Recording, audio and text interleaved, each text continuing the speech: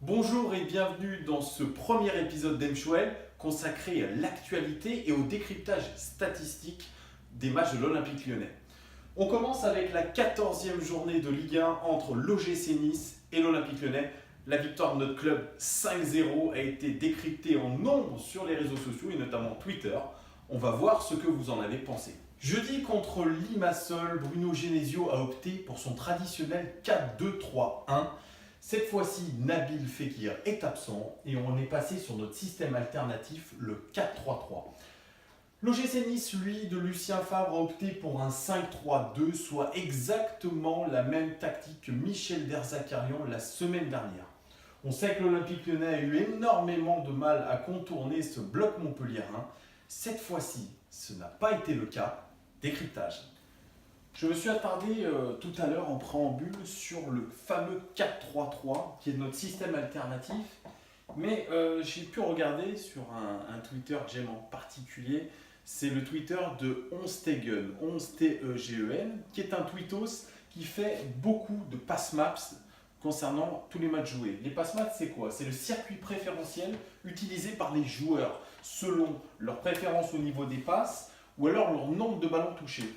Et nous, on voit bien que le système 4-3-3 est en fait un système en 2-1-4-3.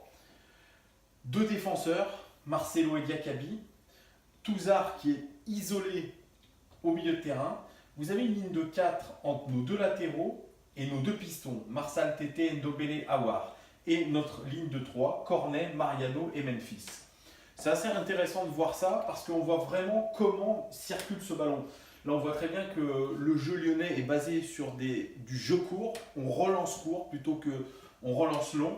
On voit bien le trajet préférentiel entre Lopez et Marcelo, entre Diakabi et Tété, entre Marcelo et Marsal.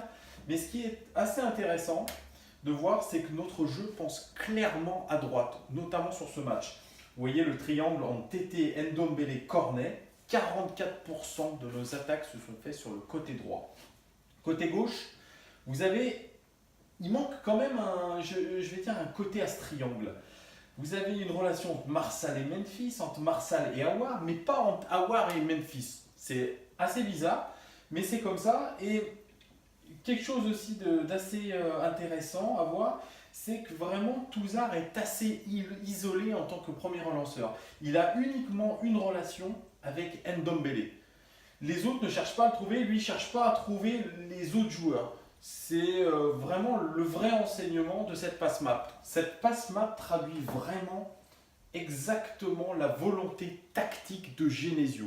Genesio avait un principe fort, c'était verrouiller l'axe. Lucas Touzard a dit après la rencontre sur OLTV, on a fait le job, on savait qu'en défendant bien l'axe et en étant en bloc, on aurait des contre-attaques, on a su appuyer là où ça fait mal. Et effectivement, le plan lyonnais, le plan de Genesio a fonctionné à merveille. La passe map le montre très clairement. Vous avez 5 joueurs au milieu de terrain qui ont bloqué l'axe en plus des deux défenseurs centraux. Vous imaginez? C'est-à-dire que vraiment vous avez un bloc équipe très fort qui était lors des transitions défensives capable de verrouiller toutes les attaques dans l'axe. Et effectivement, quand vous regardez la position moyenne des joueurs niçois, vous vous rendez compte qu'au milieu de terrain, il y a un embouteillage. C'est-à-dire qu'il n'y avait aucune solution au milieu de terrain.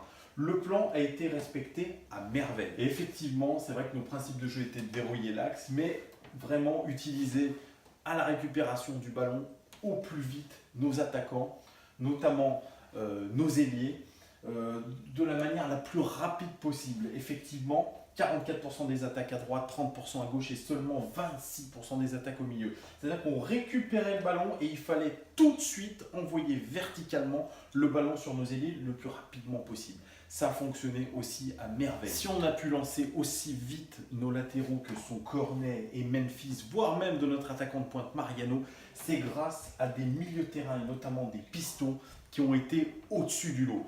Et vous les tweetos, vous avez été nombreux à faire l'éloge de Ndombele et Aouar.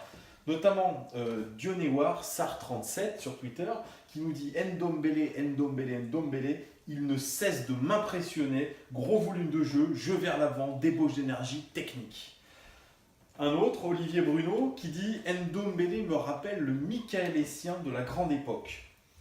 Un autre, Poséidon, @itier, qui nous dit en fait la performance XXL de Ndombele, ça remet en cause Touzard, point d'interrogation. Effectivement, si on regarde les statistiques de Ndombele, c'est 70 ballons joués, 92% de passes réussies, ce qui est énorme. 5 tacles, c'est le record dans ce match côté lyonnais, 5 tacles. 3 fautes, évidemment, quand vous taclez, vous avez un gros volume de jeu, vous faites des fautes. Donc il a aussi le record de fautes dans ce match, une passe clé et 3 dribbles. Ça montre bien, ces statistiques, qu'il a fait un match plein à 100%. C'est vraiment le moteur de cette équipe. Ce joueur box-to-box qu'on cherchait, qui manquait. L'année dernière, nous avions Darder qui était trop lent, pas assez athlétique. Là, cette fois-ci, on a un joueur qui est capable de verticaliser le jeu avec une énorme débauche d'énergie. Par contre, ce qui est dommage, c'est qu'il ne tente pas assez sa chance. Voilà, il a une très belle frappe de balle, il faut qu'il tente un peu plus sa chance. Avec Ndombele, il y a Aouar. Aouar aussi a été énormément plébiscité par vous les tweetos, notamment Tipeee, Thomas Poy qui nous dit Ndombele, Aouar, c'est supérieur à Kroos Modric, c'est bon. On a un autre tweetos, Raoru10, qui nous dit Aouar, c'est un vrai futur crack, il est baladé de poste en poste, mais où qu'il soit, il martyrise les équipes adverses, que ce soit en Ligue 1 ou en Europa. Il n'y a que contre Montpellier que ça n'a pas été vrai. Il était moyen dernièrement, mais aujourd'hui, il a rappelé son niveau.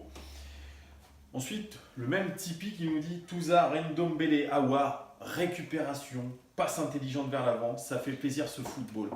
Effectivement, Aouar, ça fait quelques matchs vraiment qui nous impressionnent, qui se met vraiment dans cette équipe à 100%, il fait jouer les autres, il a vraiment ce jeu vers l'avant, il a cette facilité technique à jouer. Pour lui, c'était 60 ballons, c'est 10 de moins quand même que Ndombele, mais 94% de passes réussies, c'est un record. C'est l'un des Lyonnais, c'est même le Lyonnais qui a le plus grand nombre de passes réussies et une passe clé. Cette passe décisive vraiment vous a émerveillé, elle m'a émerveillé aussi. Quelle passe dans l'intervalle avec un dosage incroyable dans la course de Mariano. Ça, franchement, pour un joueur de cet âge, c'est exceptionnel. 5 buts les Lyonnais. Nous avons marqué 5 buts les gars. Et c'est ça avant tout que vous avez privilégié sur les réseaux sociaux. Vous avez plébiscité ces 5 buts lyonnais avec cette attaque exceptionnelle de l'Olympique lyonnais. Et notamment une personne que vous avez beaucoup décriée la semaine dernière. Il s'agit de Maxwell Cornet, auteur d'une prestation indigente. Mais cette fois-ci, franchement, il a été pas loin de l'exceptionnel, notamment au niveau de ses statistiques. 55 ballons, 84% de passes réussies, 2 passes clés, ce qui est un record dans le match, c'est-à-dire une passe décisive ou une passe pseudo-décisive, 2 tirs, 2 dribbles réussis et surtout 1 but. Alors, ce qui est incroyable, c'est que vraiment, vous l'avez vraiment décrié de partout. Pourquoi c'est Fekir qui a une gastro alors que Cornet chie tous ses contrôles, dit Poligard, ça c'était avant le but. Il y a Mon Petit Gazon, qui est l'application à la mode en ce moment, qui dit Cornet, c'est pas possible, passe de l'extérieur, but incroyable, c'est Maxwell Ronaldo là. Khaled Karouri qui nous dit, voilà, il est là, Cornet. Et Jérôme Sané qui nous dit il me semble que Bertrand Traoré s'est déguisé en Cornet. C'est pas possible autrement, une passe d'ess plus un but exceptionnel, à ne rien y comprendre. Vous l'avez vraiment sollicité énormément, Maxwell Cornet. C'est vrai que ses dernières prestations étaient très très peu convaincantes. Bruno Genesio parlait pour lui d'un but déclic, parce qu'il traversait en ce moment une crise de confiance qui est notable. Voilà, donc c'est fait pour lui. Et que dire de la prestation de Memphis Depay. Ce joueur, c'est comme Maxwell Cornet, décrié la saison dernière, complètement conspué par le public lyonnais. On s'attendait vraiment à autre chose pour 25 millions d'euros investis sur lui. Et cette année, comme par miracle, il y arrive. Ses actions sont tranchantes, ses grilleries passent, et puis il marque des buts surtout. Et ses statistiques ne mentent pas. Malgré un nombre de ballons qui est quand même assez faible, 36 ballons, 79% de passes réussies, ce qu'on peut dire c'est en dessous des 80%, mais 79% quand même. Et surtout le record de tirs, 4 tirs, 4 cadrés surtout. 4 tirs, 4 cadrés. 4 dribbles, record aussi de dribbles dans ce match. Donc on se dit que Memphis marche sur l'eau et surtout il marque 2 buts. Et quand on voit sur les réseaux sociaux, on se demande vraiment ce qui l'a transformé parce que vous le plébiscitez. Là, il y a Captain Fekir qui dit c'est pas censé être interdit un film porno sur beIN Sport. Memphis en énorme. Oui, vous avez raison, Memphis Depay est en train de franchir un cap, il est en train de s'imposer comme un leader de cette équipe lyonnaise. Seul point noir, c'est à sa sortie. Et bah oui, comme d'habitude, il râle parce que c'est un joueur qui veut marquer toujours plus, qui veut marquer encore plus les esprits. Dommage, mais il faudra compter sur Memphis Depay encore cette saison. Il risque d'être vraiment précieux. Et on finit par Mariano, qui bizarrement, comme ses deux compères de l'attaque, était pas conspué, mais les supporters lyonnais s'interrogeaient sur son réel niveau. C'est vrai que c'est un attaquant complètement atypique, un attaquant qui a énormément d'énergie, une technique qui n'est pas, on va dire, chatoyante. C'est quelqu'un qui court très vite, qui pousse le ballon, qui saute très haut surtout. Mais les statistiques aussi parlent pour lui, notamment sur ce match. On l'a trouvé extrêmement réaliste, notamment sur cette passe d'Aouar. On se dit, il se retrouve face à Benitez, le gardien niçois, va-t-il marquer? Et il gagne son face-à-face quand même. Et oui, donc ça veut dire que sa technique n'est pas totalement à la rue. Ses statistiques, c'est 21 ballons, c'est faible au niveau du nombre de ballons touchés, mais ça c'est la même chose à chaque rencontre. Il ne touche pas beaucoup de ballons, mais il transforme énormément d'occasions. Il crée toujours du mouvement devant, et ça c'est intéressant. Seulement 50% de passes réussies. Une passe sur deux qui est complètement foirée, donc on peut comprendre que c'est un peu agaçant de temps en temps. Par contre, 2 passes clés, c'est le record sur ce match. C'est-à-dire qu'il montre qu'il est décisif. Il gagne aussi 2 duels aériens, ce qui est absolument énorme. C'est un joueur qui peut vraiment jouer le rôle de pivot et notamment aussi sur les dégagements d'Anthony Lopez. Il est très précieux sur les seconds ballons. 2 tirs et 1 but. Donc sincèrement, la ligne d'attaque lyonnaise a été quand même assez performante. Et d'ailleurs sur les réseaux sociaux, vous en parlez de Mariano. Amaury Kundan qui nous dit « Il a beau te faire enrager parfois, Mariano c'est une super recrue et quand tu penses à sa marge de progression, ça laisse rêveur. » Voilà, tout est dit. C'est-à-dire que c'est un attaquant atypique, mais vous le plébiscitez et vous avez confiance en lui et vous avez bien raison. On conclut ce premier M-Shoel avec 2 tweets qui résument assez parfaitement ce qu'est l'Olympique Lyonnais en ce moment, c'est-à-dire une véritable machine à gagner, une machine à grosse performance. Vous savez, en ce moment, il y a le Paris Saint-Germain, l'Olympique Lyonnais et les autres. Tom Riedler le dit, match qui illustre parfaitement le mercato réussi, Marcelo solide, Ndombele excellent, Mariano qui continue de planter, Marsal et Tété, c'est du bon aussi, plus l'éclosion d'Aouar, la renaissance de Memphis et les jeunes qui s'intègrent. What else? Oui, what else?